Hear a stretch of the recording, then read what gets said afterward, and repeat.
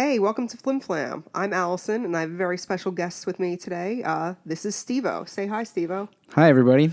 Steevo joins us from the Lost Signals, another pretty cool podcast you should check out.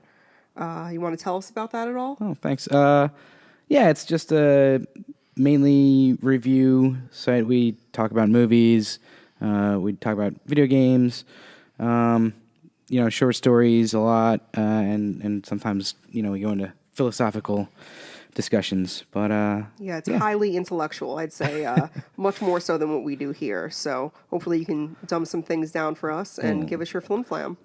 Well, I would love to talk about this. This is one that I've been since I heard that you wanted to do this show. I wanted to get you to do it, but since you asked me to be on, I figured I'll just do it myself. I'm here to talk about Crazy Eddie with you, and just a little point of to make things more clear. I'm going to talk about Crazy Eddie, and I'm going to talk about Eddie as two separate things. Eddie's the guy. Crazy Eddie's going to be the store that his family owned. So Crazy Eddie is actually a place. Crazy Eddie is the store where Eddie Antar started his many a money making scheme, and kind of operated out of. Because when you say Crazy Eddie, I am picturing like a crazy electronics store selling guy, or like appliances or something. Yeah, so there's a guy that, which I'll get into a little bit in a little bit, but there's a guy that they hired to do their radio and TV commercials, who's the guy that kind of got famous for Crazy Eddie. That was not Eddie himself. That was a radio DJ who they hired to do their commercials. So let me give you a little background. Early days of the business. Crazy Eddie, the shop began as an electronics store. It was initially called Sight and Sound, owned by Sam Antar, Eddie's father. Also co-owned by Eddie himself, and Ronnie Gindy is the other guy's name, who was a cousin of theirs. Opened in 1969 on Kings Highway in Brooklyn. I know right where that is. Yeah, there you go. Eddie kind of became the face of the store. He got his nickname for being like really overly aggressive with his sales tactics. And by 1971, they were kind of in trouble. So that's 2 years after they opened, they're in money trouble. Place is going bankrupt. Sight and Sound is going bankrupt. So Eddie buys his cousin's 1/3 ownership stake, and Sam, the father, decides to let Eddie take care of day-to-day operations at the store. So he's basically running the place at this point. Renames the shop Crazy Eddie, and really actually turned everything around. Seemingly, became really profitable. He had to actually close the location that they're at originally and get a bigger one, like down the street.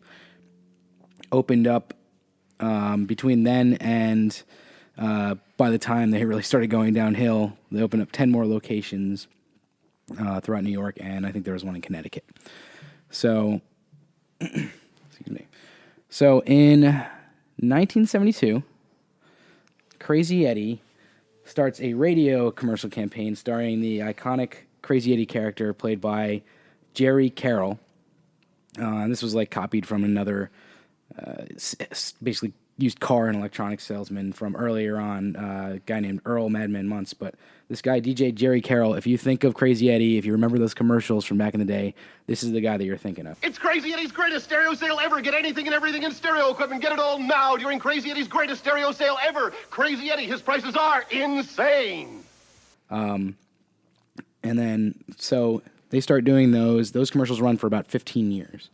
In 1975, and continuously for the next 15 years, they ran these commercials to the point where people, as I said, thought that Carroll actually was Crazy Eddie. Yeah, that's what I thought. And he becomes the face of the franchise. Eddie kind of runs things from behind the scenes, but it's this whole family affair. So he brings his whole family into kind of running the business. He has a 14-year-old cousin of his named Sammy starts working there, and he kind of is doing stocking shelves and things like that for a while. And I'm getting ahead of myself a little bit, but at some point, he goes and Sammy, that is, goes and gets an accounting degree. This is going to factor in heavily. Okay, a good little for bit Sammy later. getting an education. Yeah. Completely funded by Eddie and the business. So,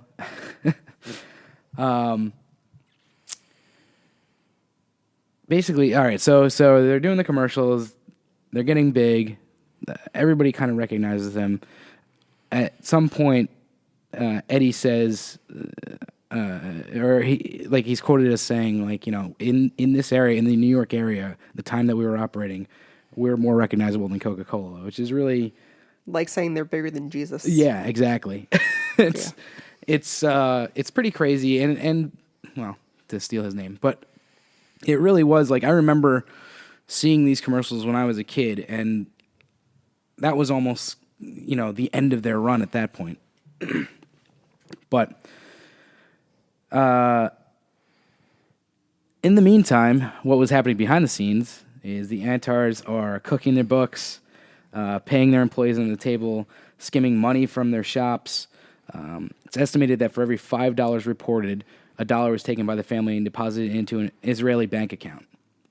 Oh, you don't really hear much about Israeli banks. Yeah, I know. That's interesting. They're sending money to Israeli accounts to kind of keep it away from The prying government Yeah. eyes, because they basically it's Eddie's philosophy that the government is a bunch of stealing scumbags, pretty much, and doesn't want to give anything to them in taxes if you can avoid it. So, at the height of everything, they're skimming $3 to $4 million a year from their company, and that's just like just taking money. Not even this is before they're going to go public eventually, but this is before they go public when they can get away with just skimming money off the top. So, 1983, it's getting tough hiding all that money. So they do what any other reasonable criminal trying to hide their actions would do. They took the company public under the stock symbol CRZY. Okay. I feel like I don't know if I would buy stock that is literally titled crazy, but Yeah, that's a bit of a marketing issue I think they have there, but Right. But yeah, taking it public. So you said they were stealing 3 to 4 million, and that's so which means they were making 15 to 20 million. yeah. So what they do here, so like at this point, they're going into like 1979, they're making 3 to 4 million just skimming from the company.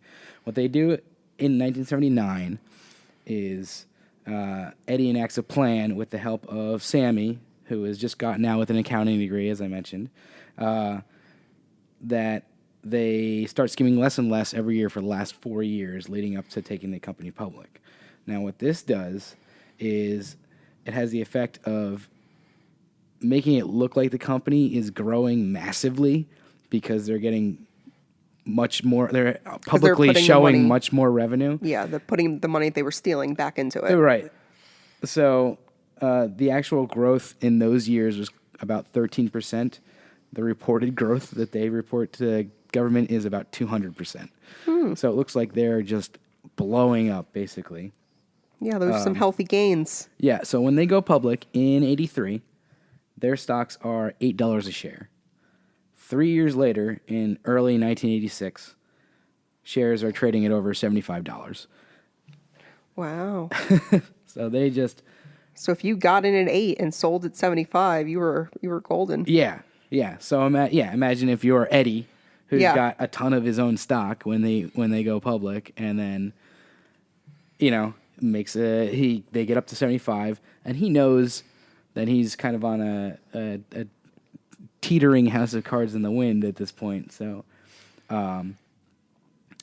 he kind of starts selling, but so in 86, that's when they get to $75 in 1986, early. Sammy is named CFO, and Sammy, the cousin with the accounting degree. Sammy, the accounting Okay. cousin, named CFO, told he has to hide a $3 million deficit as well as find some way to show 10% growth in sales. In order to make that happen, Sammy creates a scheme later known as the Panama Pump, wherein he takes money from their accounts that they had in Israeli banks, moves it to Panamanian banks, and then writes checks from those accounts to Crazy Eddie, the shop, thus inflating the worth of the company and the stock price well above what it actually was. And he does this for years. In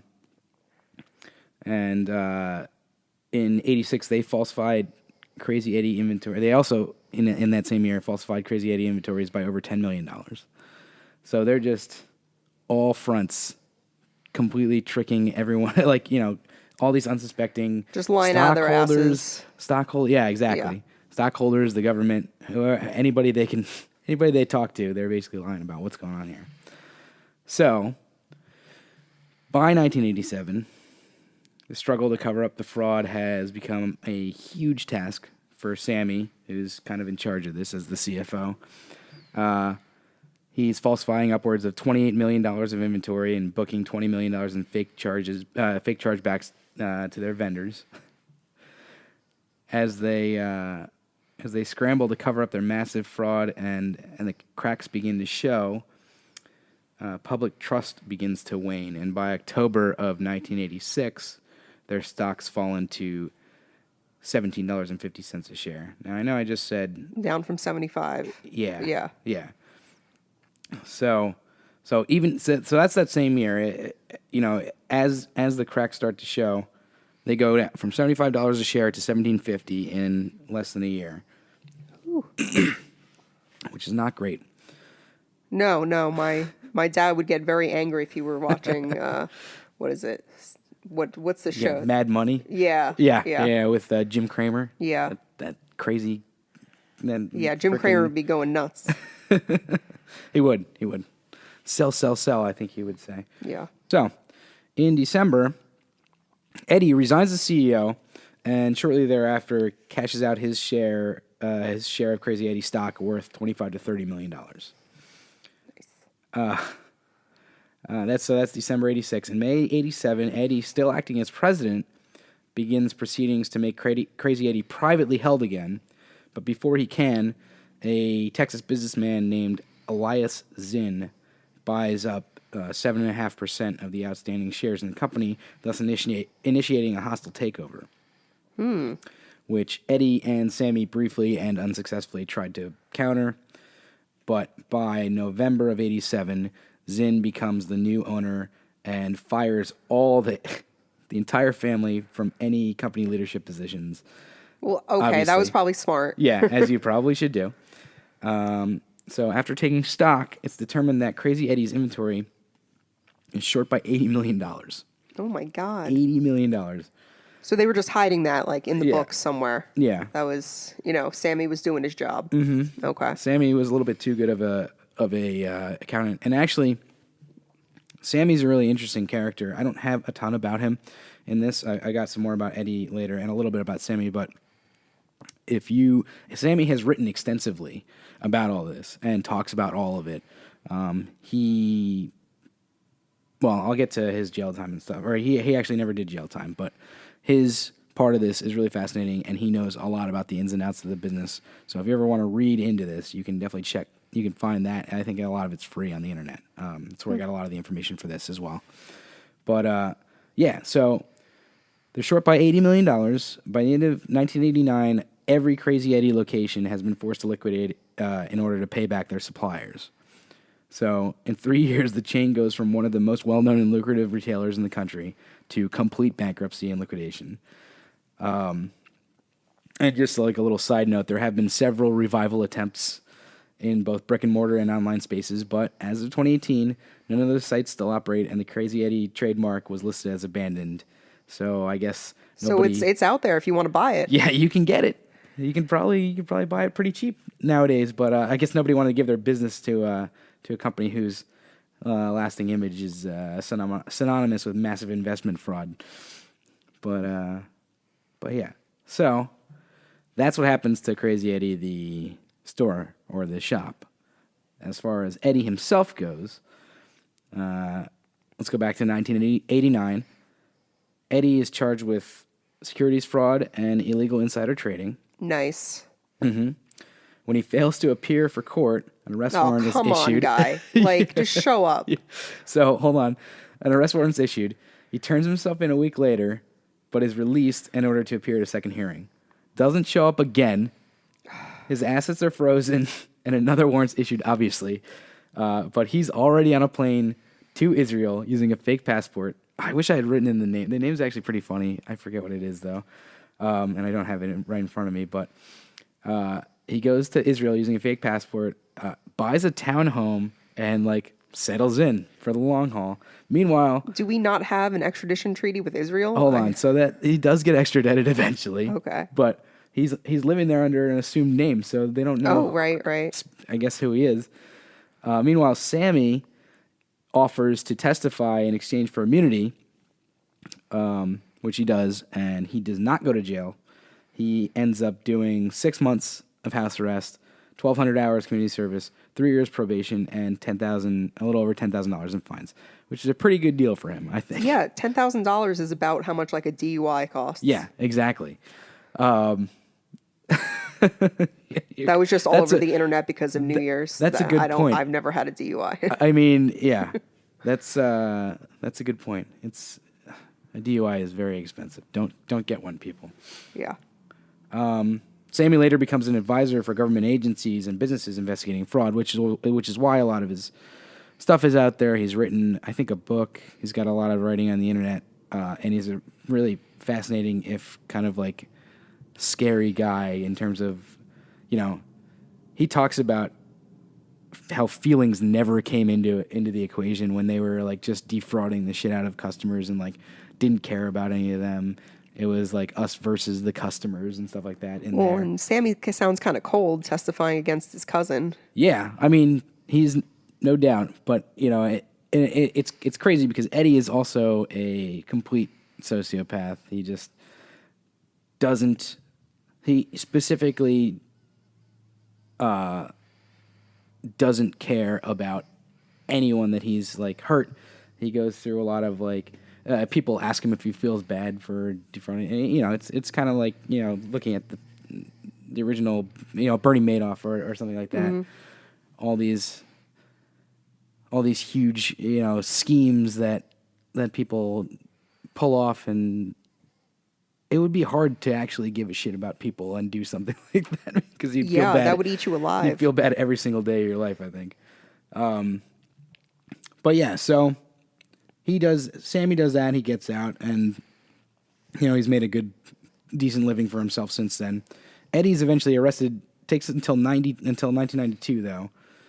He's arrested and extradited to the U.S. in January of 93, found guilty of 17 counts of fraud, and sentenced to 12 and a half years in prison. But this frickin' guy, this slippery snake, in 95, the verdict is overturned by a federal appeals court, or a panel, and he goes to a new trial in 96, pleads guilty to federal fraud charges, and then in 97 is sentenced to 8 years in order to pay. This is the crazy thing. So he's ordered to pay $150 million in fines, but there are also over $1 billion in judgments against him from various civil suits that are going on. Now, I'm fairly certain that there's no way he could pay. Yeah, what happens $1.15 billion. So I don't know. Like, it didn't say. I couldn't find any information on like how he settles those suits, right? Because he stole a lot of money, but I don't think it was in that large of an amount. So I'm not sure.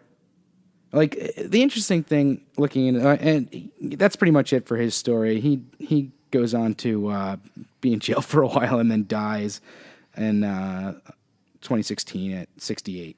After he's gotten out of jail. Yeah, so he's out of jail for, I don't know, 6 years or something, and 6 or 7 years. He had some kind of cancer, but no official cause of death was listed. But anyway, so like, here's the fascinating thing. Since this happened, this is like small potatoes compared to like, the crash of the housing market, or like Bernie Madoff, or some of these other like huge fraud.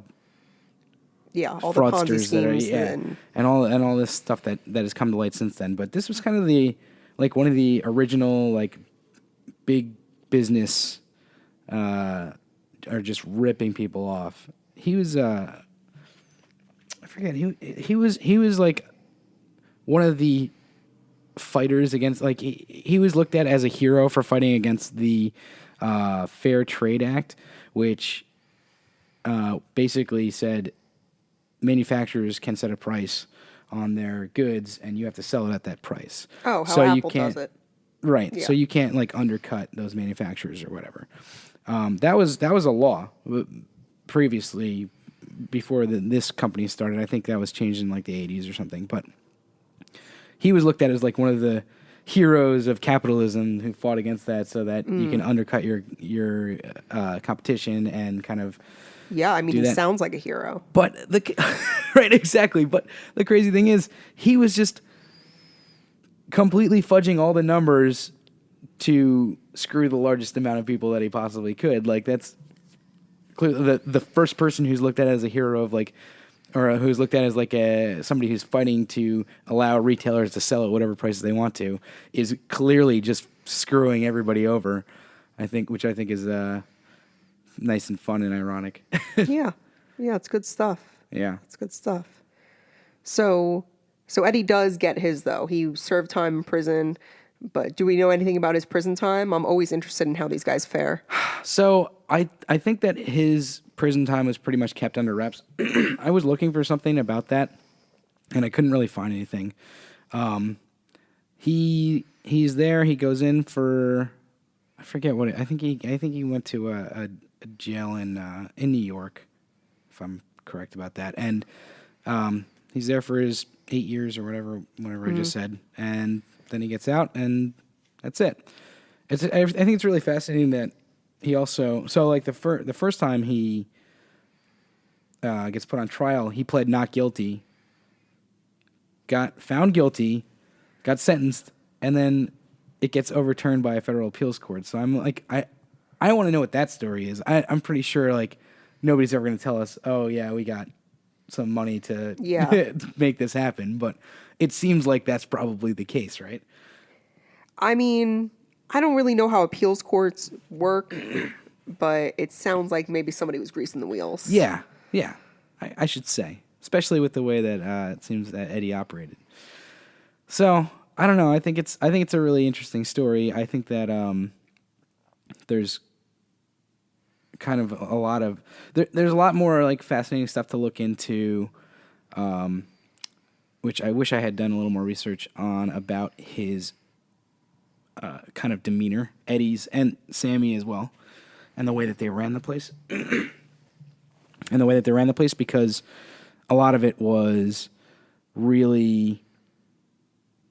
Like I was reading stories about him, and he was the type of he was like really, really aggressive salesperson. He would go out, he would follow people out of the store to make a sale, right? Like they're trying to walk away, and he's like running out to their car to catch them to like go and try and sell them, whatever, computer or whatever it is. So there's a lot to do. Like he was a guy that basically would stop at nothing to make this sale. And to make their money, and I think that's really. I'm so far the other side of that. Like you're not a sales guy. I hate trying to sell people on stuff that they don't want. So I always find it fascinating when somebody is like that huge that mentality is very hard to understand. I've been in sales because I was in retail for 10 years. Same, yeah, But for me, it was always like customer service. If somebody was like, I can't afford this, then I was like, well, then I'm not going to sell it to you. That was, I worked in a lot of places where the term upsell was a big thing. Oh, yeah. I fucking hated it. I never did it. I feel like the management was always pushing you to like upsell certain things. Like if they're getting this, offer them this too. Mm-hmm. And I was like, no, if they wanted both of those things, they would have got both of those things. I mean, I might suggest it if I think that it's actually something that they would want, but I would never try to, like, I hate trying to push people to get something that they clearly are not that interested in, Yeah. I'd say the easiest sales I ever did was in the bridal industry, because everybody's trying to like keep up with everybody else. Yeah. And they feel compelled to do it even just because of etiquette. Like, I have to have all these separate pieces of papers, because that's just what you do. And it's like, you really don't have to do that. Send an Evite. Who gives a shit? Yeah. I would agree. But don't do that. It's bad etiquette. It really is. It really is, though. Like, I'm sure there are books about, wedding etiquette. And oh, yeah, there are. Just watching people get married is terrifying to me. Oh, yeah, all that money. Yeah. All that money. A lot of money, it's like the hardest you'll ever work to throw a party in your life. Oh, yeah. Yeah, I can attest to that. That was a very, very difficult time in my life, was planning my wedding. And I mean, it was the best wedding I've ever been to. But, well, there you go. So there's that. I should look up some wedding flimflammers. I'm sure there are some there. Oh, there's got to be some good stuff. Yeah, there's got to be somewhere. But yeah, well, you got any more on Crazy Eddie? I don't have much else on Crazy Eddie. That's pretty much it. I kind of just blasted through all my notes from start to finish there. But I just wanted to say that I've been enjoying your show. Aw. And I'm honored to be on. Aw, Steevo. Thank you for having me. Anytime. So just so you guys know, Steevo was one of my oldest and dearests. So we're real glad to have him. And Bree will be back with us next time. She just got back from Georgia and is chilling right now with her kitty. So shout out to Bree and her cat, Mayor Mc something. I don't know. Is it Mayor McCheese? Mayor McCheese. It is Mayor McCheese. From McDonald's. Yeah. So she'll be back with her flimflams at some point, and we miss her dearly, but we're real glad to have Steevo here. So listen to the Lost Signals. You can find them on all of your podcast, apps and all that stuff, and also on YouTube, because they are super advanced and actually, videotape their recording sessions. So if you want to, bask in the full glory of the Lost Signals, you can do it that way. Well, thanks. Yeah. We're pretty much the Lost Signals on everything. So if you look up the Lost Signals in Google, you'll find a bunch of our stuff. Yeah. So do it to it. And I guess that's the end of our show. So good flimflamming. Thanks. Good flimflamming with you. Yeah. It's been real. Thank you for listening to Flimflam. Please rate, review, and subscribe on Apple Podcasts or wherever you get your podcast fix. Follow us on Facebook, Instagram, and Twitter at FlimFlamPod. Got a flimflam you'd like us to cover? Email us at flimflampod@gmail.com. And remember, if you have ghosts in your blood, you should do cocaine about it.